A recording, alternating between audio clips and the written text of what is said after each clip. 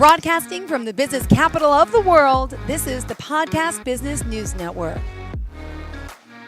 We are back with Gabe Hoff. Excited to have her here. She's one half of the dynamic duo who owns One Tree Yoga, based out of Omaha, Nebraska, but virtually helping people all over the world live a better, fit lifestyle with yoga, with mindset, and so many other things. I'm going to have you all help me in welcoming Gabe today. How are you?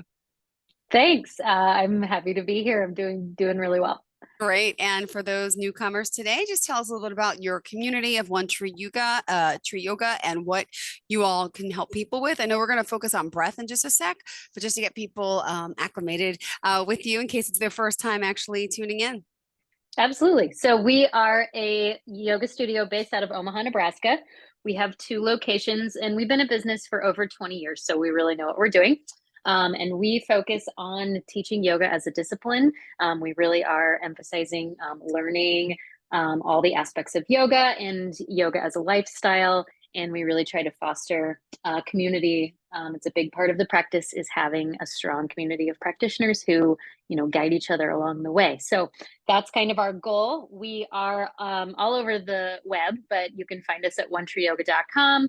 And we're on Facebook at One Tree Yoga Omaha, Instagram One Tree Yoga. We also have a robust YouTube presence. So we have tons of classes on YouTube, various levels and various lengths.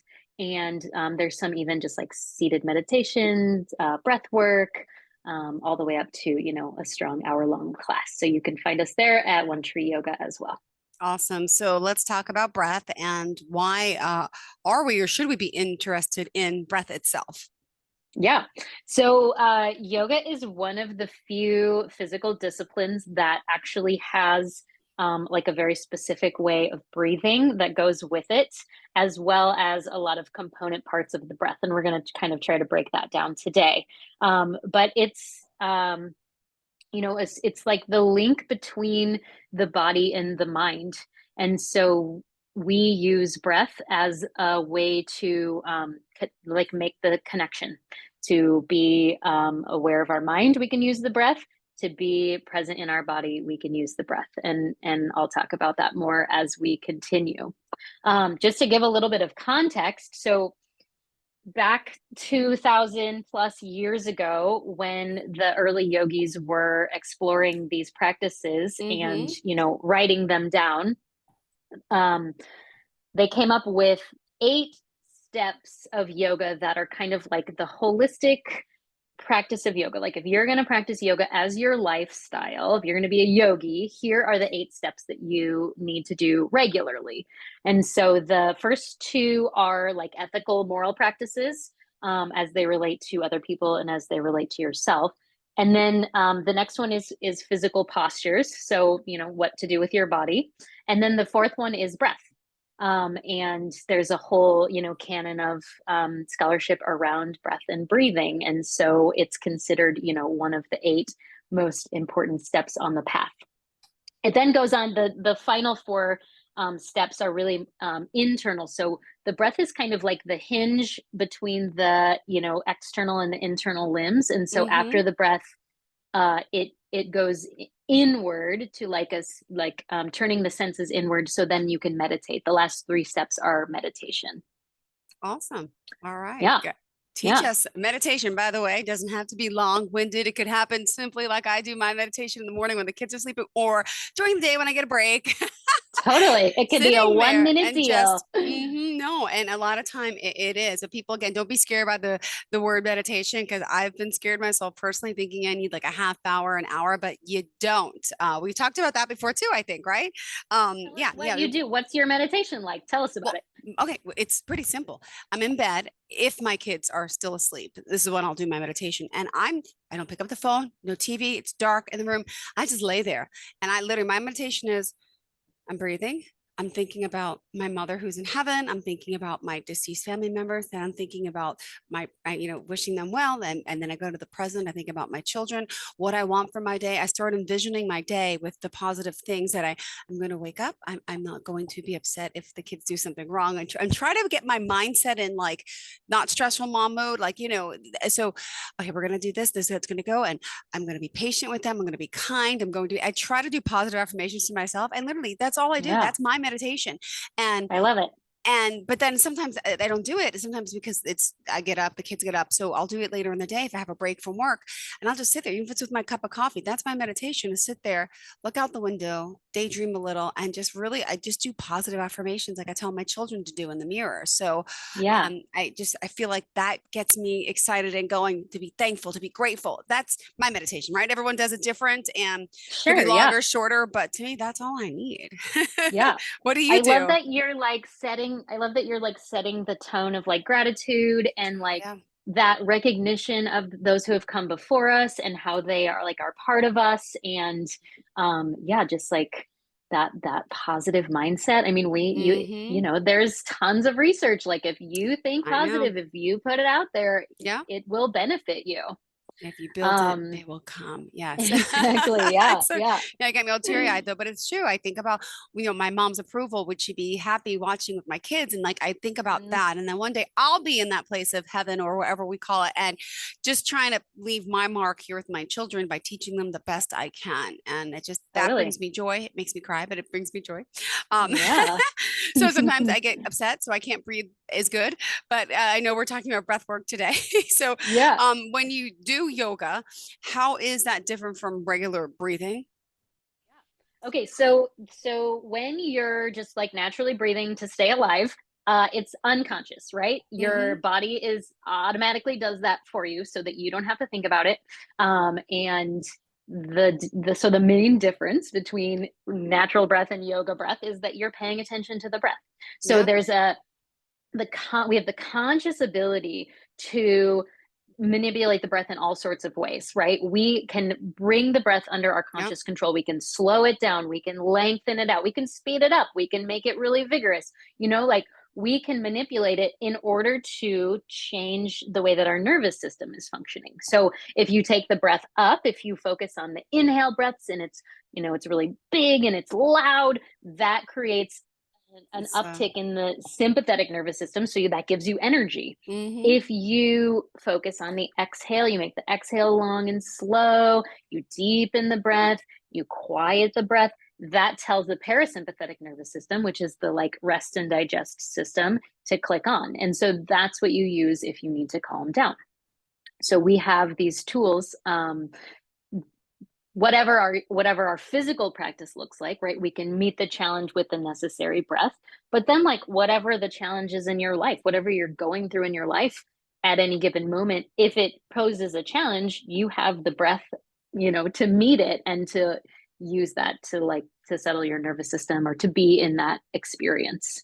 All right. So the like most obvious application within the practice of yoga, like if you're in a pose or you're in a class, the most obvious application is that the breath gives you something to focus on when you're in a hard, pose. So it gives us the ability to stay longer, to stay present with whatever's happening. We talk about the idea of breathing into spaces in the body. Like, our lungs, of course, are in the torso, but like energetically, you can breathe into your right hand. You can breathe into your left hip, if you need that sort of guidance to get you through a pose. Hmm. Now, let me ask you, you got me breathing through my hip and my arm. Yeah. In regards to yoga practices in general, are there just yoga practices that are just breathing?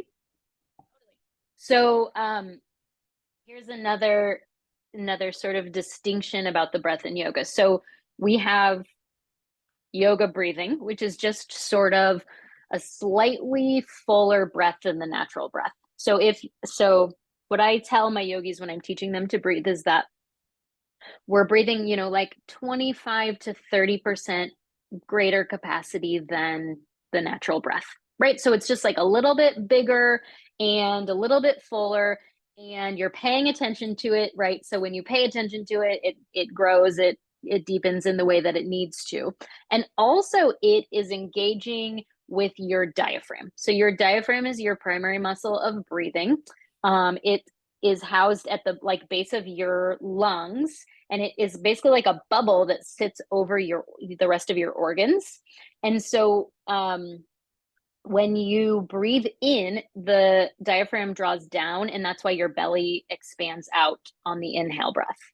And then when you exhale, the belly goes down because the diaphragm settles back into place underneath the ribs and the lungs.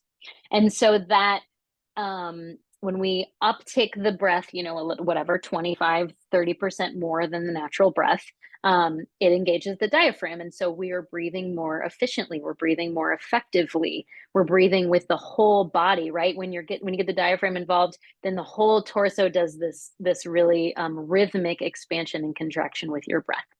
So that's just kind of like when you're breathing in class, right? You're trying to breathe with a little bit more efficiency. Now, there are formal sitting practices that are called pranayama. So pranayama is broken down basically into two words. Prana means energy, or I think of it as like the thing that makes you alive, right? It's like it's life force. When you feel really good after you do a yoga practice, like science might say that's endorphins. Yogis would say that's prana. That's your, aliveness. The second word in pranayama is the word yama, which means to restrain.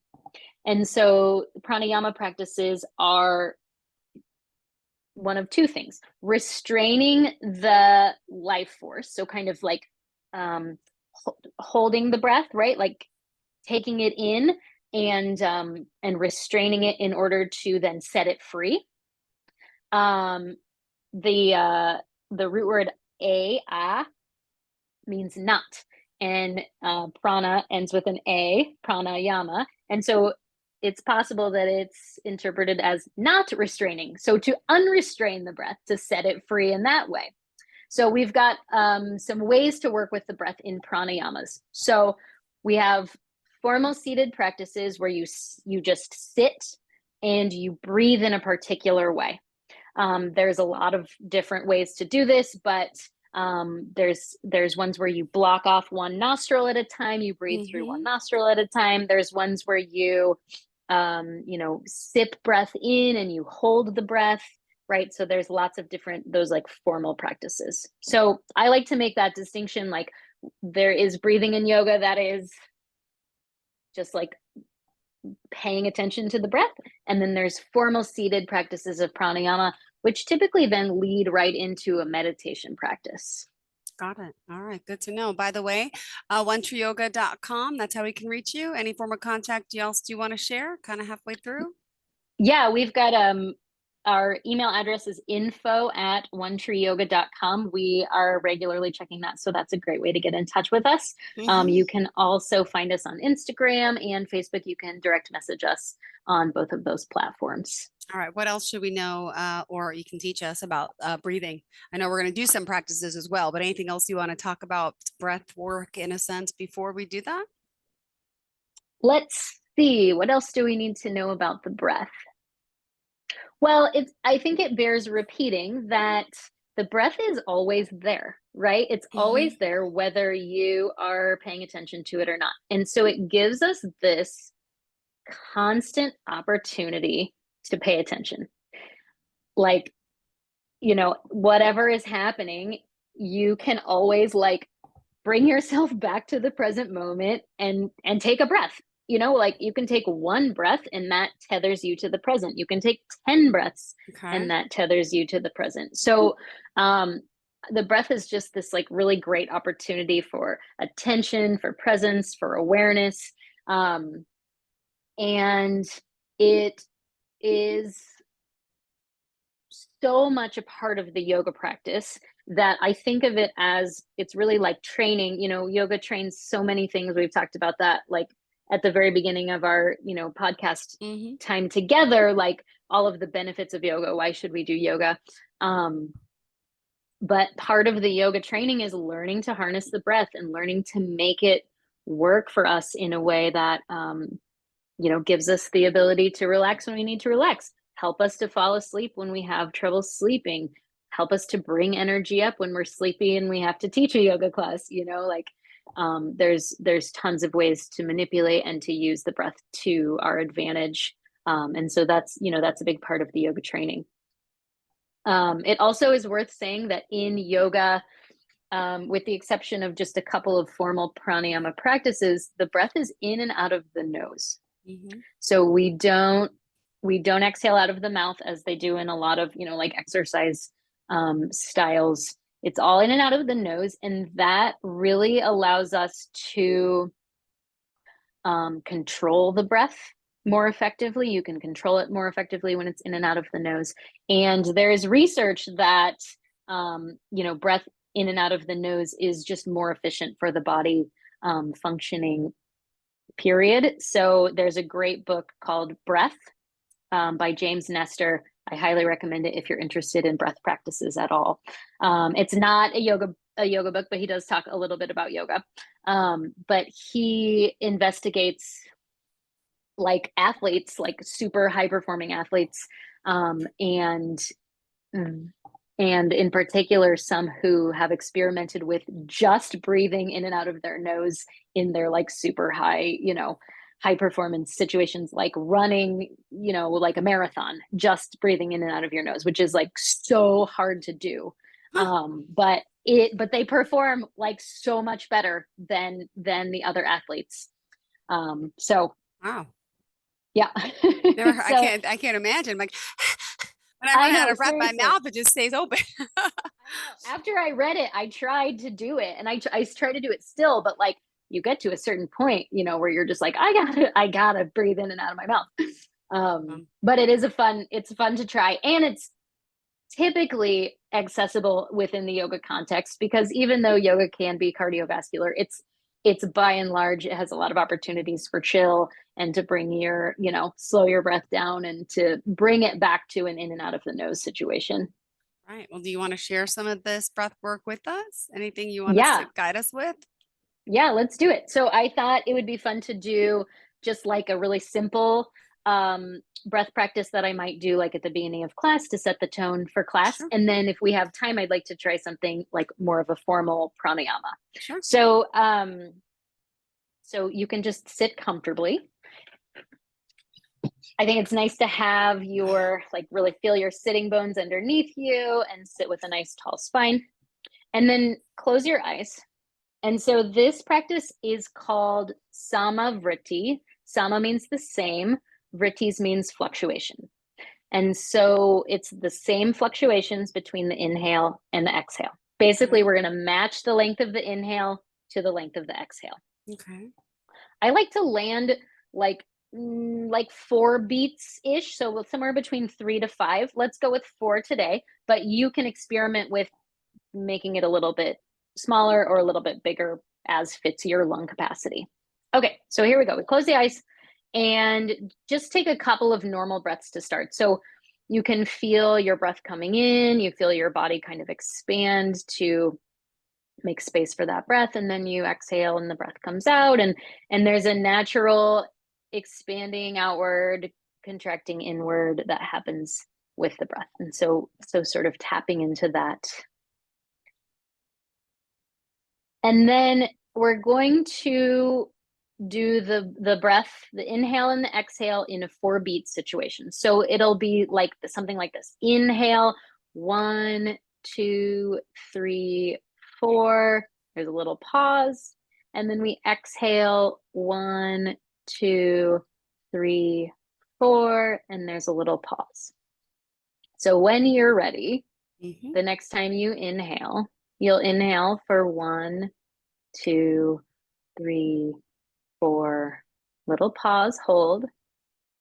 Exhale for 1, 2, 3, 4. Little pause, hold. Let's keep going for about a minute or so.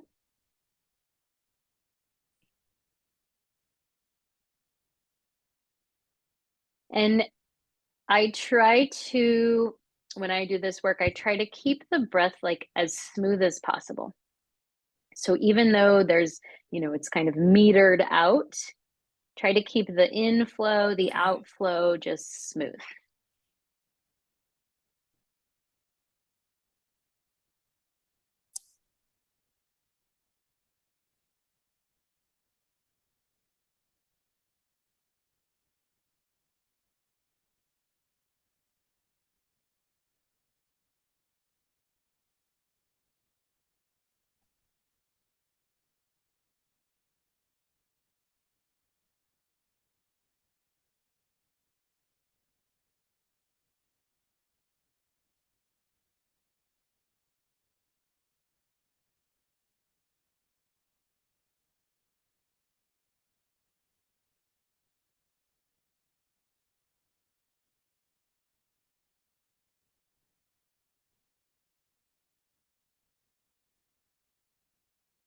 Okay, so I want you to keep going, and we're going to add on. So now we're going to add what's called a kumbhaka, which is a retention. So we're going to add that same 4 beats, but now we're going to hold the breath at the top and we're going to hold the breath at the bottom. So it's like inhale, 1, 2, 3, 4, hold, 1, 2, 3, 4. Exhale, 1, 2, 3, 4. Hold, 1, 2, 3, 4. Okay, let's add that little bit of holding. And I do always like to say, if this for any reason starts to make you feel anxious or panicky, you just drop it. If it's too intense, then you just go back to your normal breath. Okay. All right, let's try that. Let's add that retention. I'm getting tired. It feels good. Are you getting tired? Yeah, I'm very relaxed. Good. Yeah. I mean, that's the direct effect that breath has on us, right? Yeah, it has yeah. the ability to drop us in. Okay. So let's try about a minute of 4 beats inhale, 4 beats of holding, 4 beats exhale, 4 beats of holding. Here we go.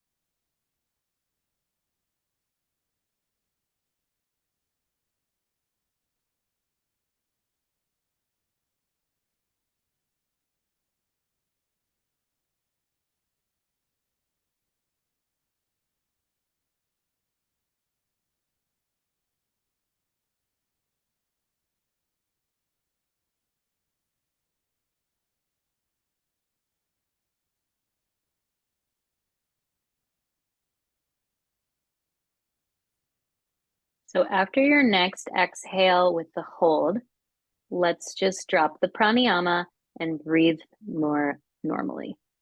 Return to your natural breath for a couple of breaths.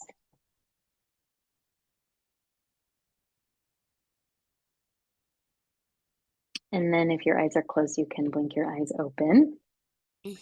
All right. So how do you feel? Relax. Well, I'll just say tired, relax. Yeah. Yeah. Was it, did you feel like it was accessible? Is that an accessible practice totally. to do? You got me a little nervous when you mentioned if you get nervous, you could stop. And I'm like, oh my goodness. Okay. But I could stop, but I didn't feel nervous. Yeah. When you said it though, I thought, okay, am I going to feel nervous? But I didn't. So I was okay. Yeah. Yes. I think that for some people, especially when you start, holding the breath, that can get panicky for people. And so I just like to throw that out there. Like, it's not necessarily going to happen, but if it does, like, don't do it. Just, Got it. Yeah. All right. Feels good. Thank you so much. Yeah. So I just think like that's a really accessible one that you can do in your car, in the morning, when you're doing your meditation, before your Okay. yoga practice. Set the tone, and it has that matched, inhale to exhale. So we're getting the sympathetic nervous system balanced with the parasympathetic nervous system. It's a great balancing breath. All right. Thank you. And to close out today, remind us how we can reach out to you for more information on your breath work, on your yoga classes. And of course, say hello to Miss Allison for us. We miss her Yeah, today. I know. Not the same without her, but she'll be back next week. So we are One Tree Yoga. We're in Omaha, Nebraska. We are also on the World Wide Web. So if you want to take class with us wherever you are, you can join us live on Zoom, or you can get a recording of any of our classes. We do a great new person special. If you're new to the studio, it's 2 weeks for $30. You can take as many classes as you want. You can find us, of course, on Instagram, on Facebook, on YouTube, where we have a whole library of classes if you're interested in the way that we teach. Awesome. Thank you so much, guys. One Tree Yoga. Gabe, pleasure to have you back here, and enjoy the rest of your day. What do you have on tap? Are you working tonight? You got the kids. What's happening for you today? Yeah. I got to pick up the preschooler in about a half Yep. an hour. And then my husband works from home on Tuesdays so that I can head in and teach my class this evening. So we've got a line and flow at 6 p.m. if you want to join. Awesome. Thank you so much. Have a Yeah. great day. We'll see you next week, sweetheart. Bye-bye.